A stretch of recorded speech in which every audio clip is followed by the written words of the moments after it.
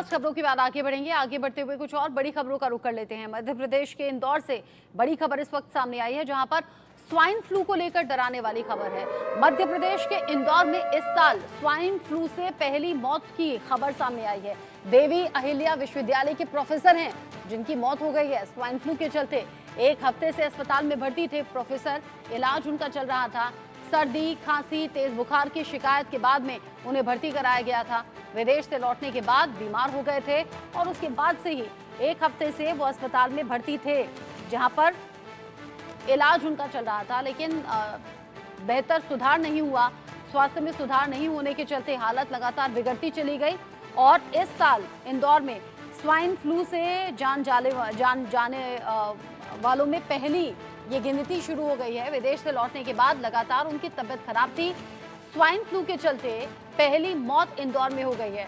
अब आप सोच रहे होंगे स्वाइन फ्लू से खतरे की बात है, स्वाइन फ्लू से दहशत का माहौल है, तो कैसे लक्षणों को पहचाने? तो जान लीजिए, स्वाइन फ्लू के जो लक्षण है, बुखार आएगा, ठंड लगेगी, खांसी और गले में खराश इसमें हो सकती है, नाक बह सकती है या नाक बंद हो सकती है, सिर और मांसपेशियों में दर्द हो सकता है और थकान और कमजोरी भी आपको लगेगी। उल्टी दस्त की शिकायत भी आपको हो सकती है। यानी ये वो सभी सिम्टम्स हैं, अगर आप में दिखाई देते हैं तो यहाँ सावधान रहने की ज़रूरत आपको है। ये सभी जो सिम्टम्स हैं ये स्वाइन फ्लू के हैं। हालांकि बरसात का मौसम है, वायरल भी बहुत से लोगों को हो रहा है, वायरल बुखार जो कि 3 से 4 दिन मिनिमम रहता है। ऐसे में ये जो सभी लक्षण हैं, अगर आप अपने में देख रहे हैं तो स्वाइन फ्लू का टेस्ट जरूर कराइए। स्वाइन फ्लू के कारण क्या हो सकते हैं, अब ये भी जान लीजिए। संक्रमित व्यक्ति के संपर्क में आने से ये वायरस फैलता है, यानी कि अगर किसी को स्वाइन फ्लू है, आप उसके संपर्क में आते हैं तो ये वायरस आप तक आ सकता है। संक्रमित सतहों को छूना, फिर मुंह, नाक या आंख को छूना, ये भी एक वजह हो सकती है। ठीक ऐसा ही कोरोना में होता था।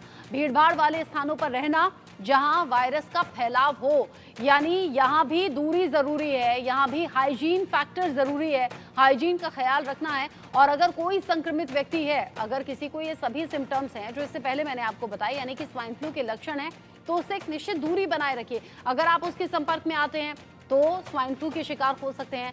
साथ ही साथ स्वाइन फ्लू ऐसी सतहों को छूने से भी हो सकता है, यानी कि पहले किसी सतह को छू देना जहां इसके वायरस हैं और फिर अपने नाक, मुंह या आंख को टच कर देना, ऐसे में भी आप बीमार पड़ सकते हैं। भीड़ भाड़ वाली जगहों से भी आपको दूर रहना है।